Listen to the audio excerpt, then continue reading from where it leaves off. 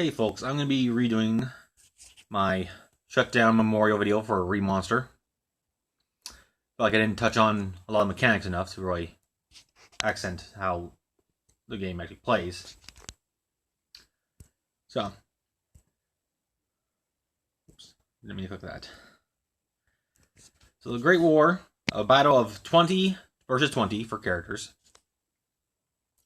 You have no control over what the characters do once you're actually in the fight, but you can cast out your player abilities attack. Rewards are okay, not really anything great, but weren't made to be, I guess. The artwork for this game is wonderful. As an example, this is a character that just was the last of the units to be released. He and his counterpart are some of the strongest units in the game. It was a big shock when they came out, but I guess a Shutdown is the time to give out stuff that is broken as heck. God of Origin and Demise and Goddess of Wisdom and Birth. Supposed to be two of the primordial gods or whatever of the 5. Others aren't really as known, but they're... I was going to pull at least this one out of the gacha when it was out. This artwork is a wonderful style. I really like it. I'm sad to see this game go just because it has some of the greatest artwork.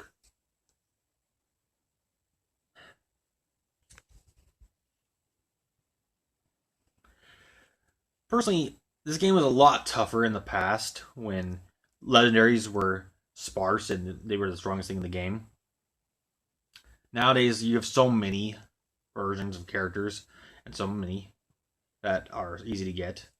But honestly, early part of the game, you couldn't get by really without it. My first one for Legends was not exactly that great of a character. She's a enhancer, primarily. A little damage back, but honestly, even her, she was able to get me pretty far. But she wasn't exactly the ideal unit to pull for first legend.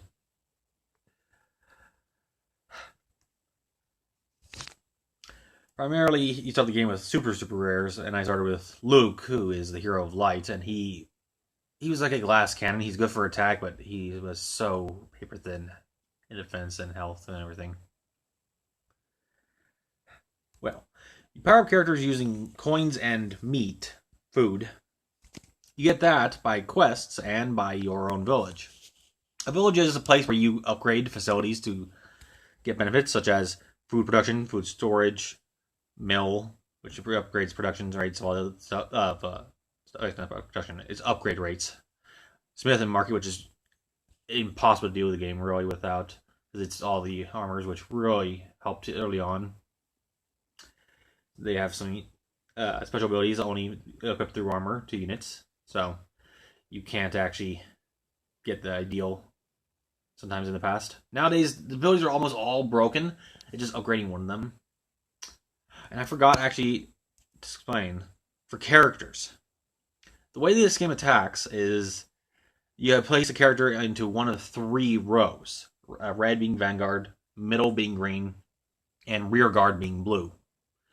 The rotation of the map varies, so even if you design it so it's going to be this character's in Vanguard, they won't always be in Vanguard. So it's one thing that you have to kind of play by ear. You have to know the map. So, as an example, this character, you can see more or less the same throughout every row, but here, front row is a attacker, middle row is a debuffer, and back row is a enhancer, a support. So, depending on where she is, it's important if you want a certain effect going on. Sorry about my finger, that's where the camera is. So, to give you an example of a map a fight.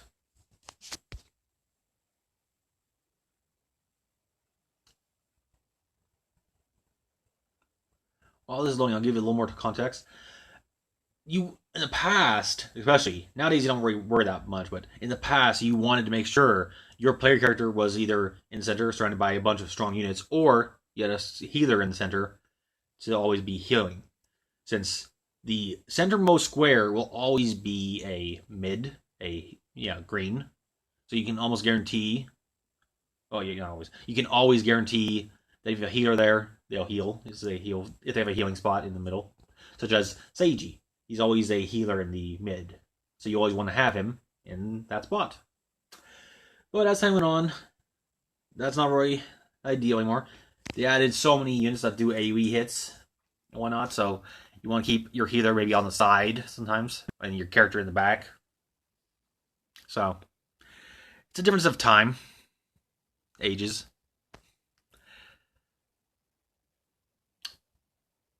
My favorite player abilities are two shadow ones, which do a anti-heal effect, and another one that does a poison effect. Together, I find them to be quite useful.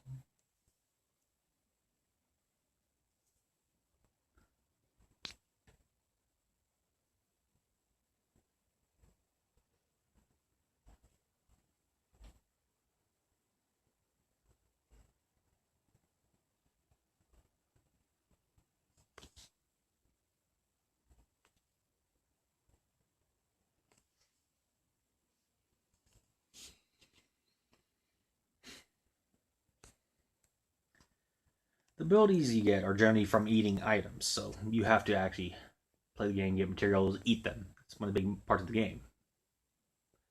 Abilities include damage, buffs, debuffs, and even passives. Passives being a very minor buff, but sometimes actually important, such as a increase in the resistances for elements, since the elements in this game are fire, water, lightning, earth, wind. And then, of course, light and dark. There's a mode called Endless Cave, which you can run endlessly. It's just called actually Challenger's Cave. I call it Endless Cave. In the past, you'd have to do it all by every floor, every time to get the rewards. Each month, there's a specified amount of floors to go through, and a daily challenge also. But with the addition of a expansion on this, they actually allowed you to skip. But the thing is, it uses food, which is also used for characters, so it's a very costly and kind of annoying process. But you can get food also from scrapping items you get from quests and whatnot, so you can get food relatively easily. So it's not like it's a worse thing. The max reward monthly is 2,500.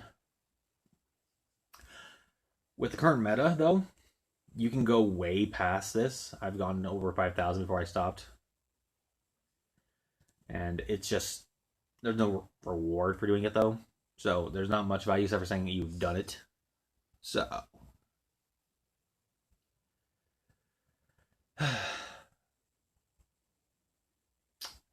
The daily reward is 250 floors, which is pretty easy. If you leave it on auto, you can generally get done with that within an hour, maybe two, if you're depending on your strength.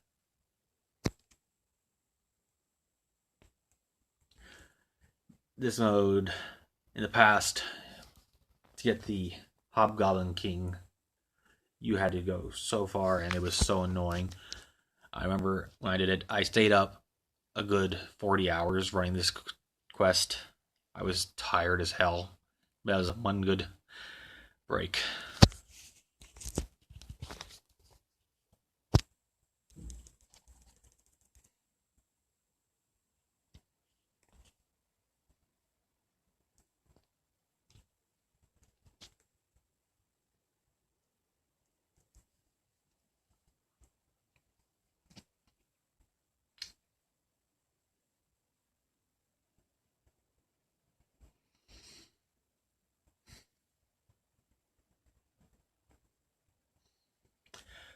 There used to be a mode called Tower, which was a you versus multi-floors, where a boss had a chance to spawn and drop rewards, which involved your character's evolution.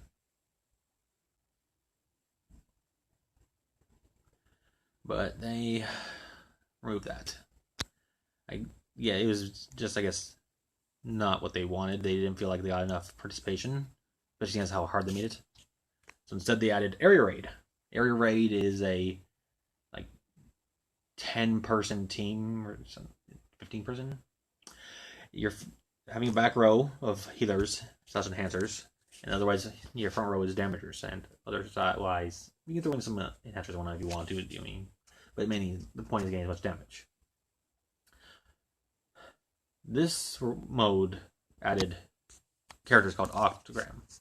You're trying to get them, some strong units that are taking free play.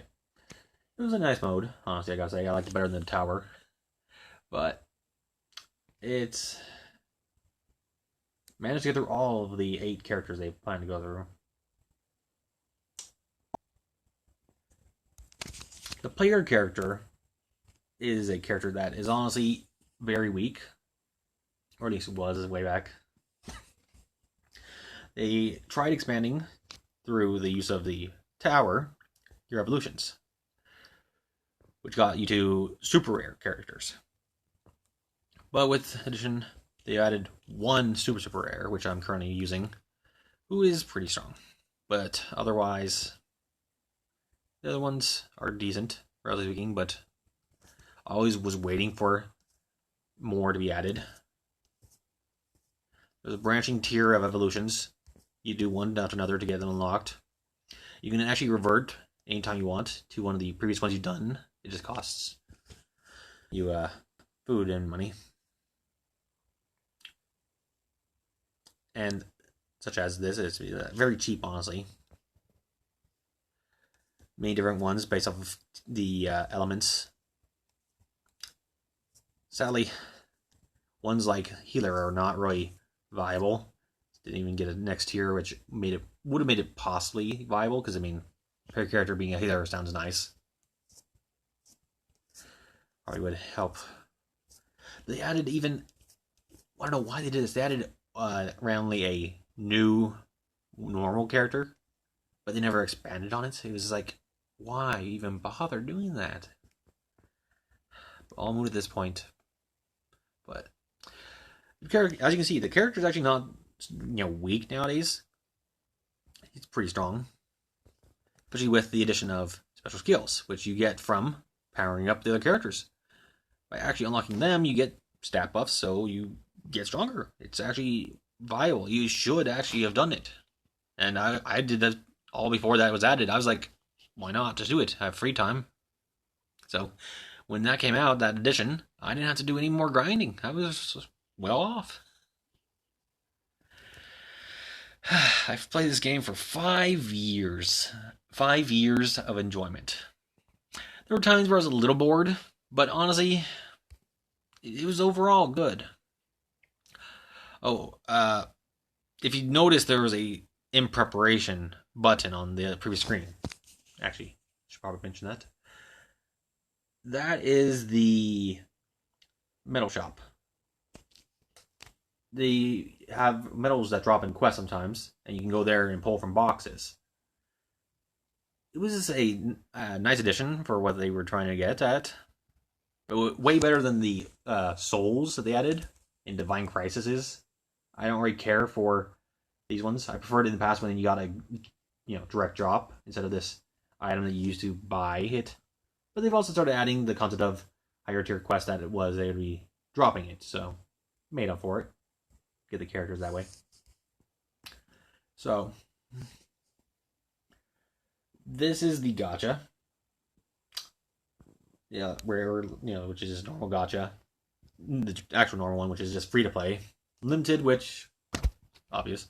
And then tickets. In the past, you always hope to get a purple icon, way back when, because that was the legendary icon for summoning. You can tell immediately what you're getting based off of the color of the ring, like this. Legendary. I like actually that you can immediately tell your rewards, but I guess some games prefer the mystery, a little more drawn out effect, such as a Slime King game, which has you open a book and then we'll have it appear. So it's a few seconds, not much difference. Legendary, nice rainbowish effect.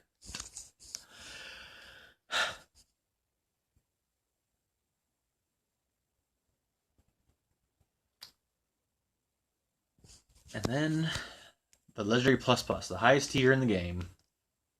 You can immediately tell, and you'll always be happy when you see this icon. Or not icon, but this screen. A blood red.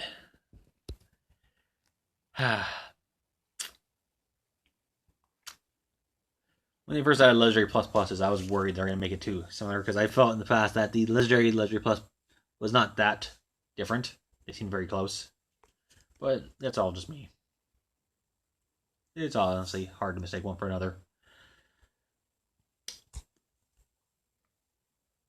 Of course, the game has stuff like recollection, archives of characters and all that. I have a giant ability list, but I don't think you were that interested in seeing all my abilities.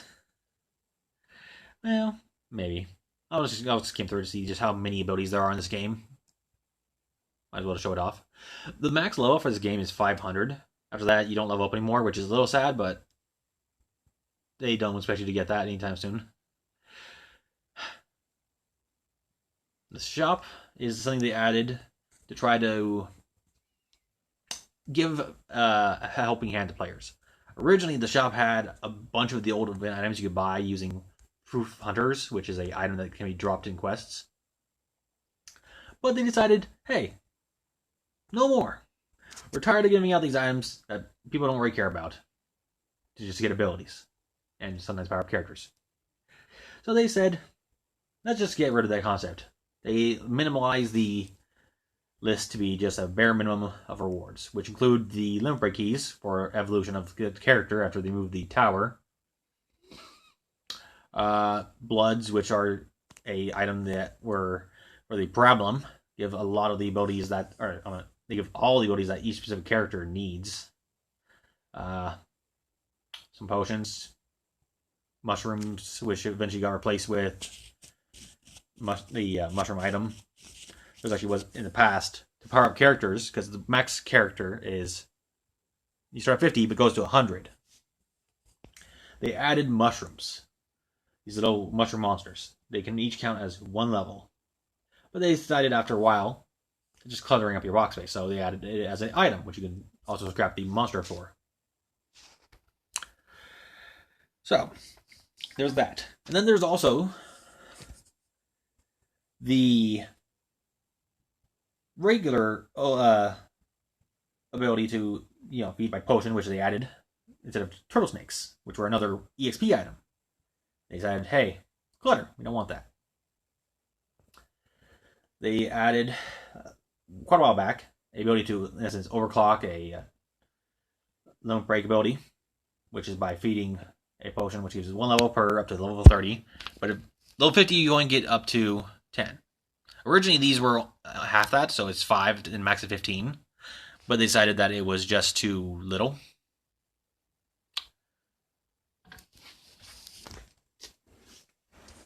The shop is generally a laggy, slow, open store.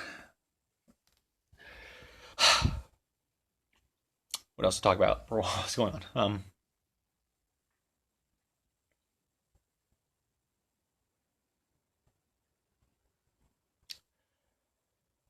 They also have, I'm blanking on the name. It's like Transcendent Potion or something. It was the edition for Legendary Pluses because they realized people weren't getting the copies, so they were stuck at 50. So this would add plus 25 to the level. You go and get them from the store, which there's a limited stock of them, and it's pricey, or by dismantling other Legendary Pluses. You get one. So if you have multiple, you keep getting one of the same character, you can get rid of it, those extras, and power up another character then. It's a nice addition. Nice choice. I think the game froze. I'm gonna. That's one issue that's been plaguing the game for quite a while. Is the game just not loading? Just it's freezing. I guess that's part of the reason, probably, why they're shutting down. They mentioned that they just couldn't handle the manage or something. So I guess it's been a long-running issue. So just items you can get using metals. Actually, all of them are metal. Where are the... Okay, apparently they removed the items that are bought in by proof of... Right, the 100 proofs, I mean. So, okay. Imperial Soul Sword, you buy using souls. Nothing special. When you summon for characters, you're given heroic psalms, which can be used to buy, actually, a specific character. Now, they don't come with a blessing, which is one of the small effects that can help in the Great War. Gives stat buff and whatnot. But just, if you want the character, you can buy it here. You have enough. It's 500 for a legendary plus, 200 for a legendary plus. I don't remember. Okay. And it's also 200 for a legendary, which makes it not really cost effective. The heroic psalms only last 1 month, so you have to actually spend them, or they get converted to noble spirits, which you can use to buy other things, like Zenith Elixir. That's what it's called, Zenith Elixir, or characters, which aren't even in here for now, I guess. Tickets, whatnot. So you're only allowed 10 abilities, but there's so many to choose from that it's all by your preference what you want to use. Way back in the when, this game used to be only Japanese, so what your characters did and what the abilities you use, it was kind of a guessing game. You had to try to learn by actually experiencing, because there's so many abilities, so many over time. But they relatively early on added a English translation for it, so it became easier to use. It's like more than a year later. Was it a year and a half, 2? I don't remember the exact time it was added. But it helped make the game more enjoyable. I actually was getting tired of not knowing what the heck I was doing. I was about to quit, and then they announced that. I was like, okay, you managed to keep me in. It was really useful. They still haven't translated some of the old super rares that are like event characters and whatnot, but not gonna happen, I guess, at this point. Talk a little more about the quests, because I only talked about running quests to protect your character. There's story mode, which there's a lot of quests, like 30 quests in total. Dailies, which were previously limited events that they added back as daily quests for materials. And special quests, which include things such as a evolution quest, the octogram you get from the area raid. You get specifically items, which you use to unlock a quest to get the character. Money quests and whatnot. Random quests with pirates for some reason. I don't remember what it was. All I know is I farmed the character. This was a wonderful game. I've spent 5 years playing. I'm sad to see it go. It's just a bundle of member berries for me. For those of you who stuck around to the end and watched this video, I hope you enjoyed it. If you play this game, I hope this is a useful for remembering this video in years to come. And for those who have not played this game ever, I hope this helped you see the value it had and the potential it had. I honestly just, if they had just added something to the box, the item box, to collect all the regular items at once. Because while you can collect from a page, you, after a long while playing, you start building up a box, and when you do a metal exchange, that you just get so many items at once if you're doing it hardcore grind, like I did recently. And you end up with a few thousand pages. It's just too much effort to go through after a while, because there's so many stuff to go through, and you get full on items. So you're skipping over them, and then you just gotta leave them behind. If they did that small quality life fix, I think the game would have been more enjoyable. But it was still, overall, a very enjoyable game. Well, I'll call it here. I hope you guys enjoyed it. Play smart, be safe out there. I'll make a video later on about Ichiban Kuji polls. I'll be doing those later tonight. But that's entirely different. This game will always hold a part in my heart. That One Piece Treasure Cruise is going to be hard to replace.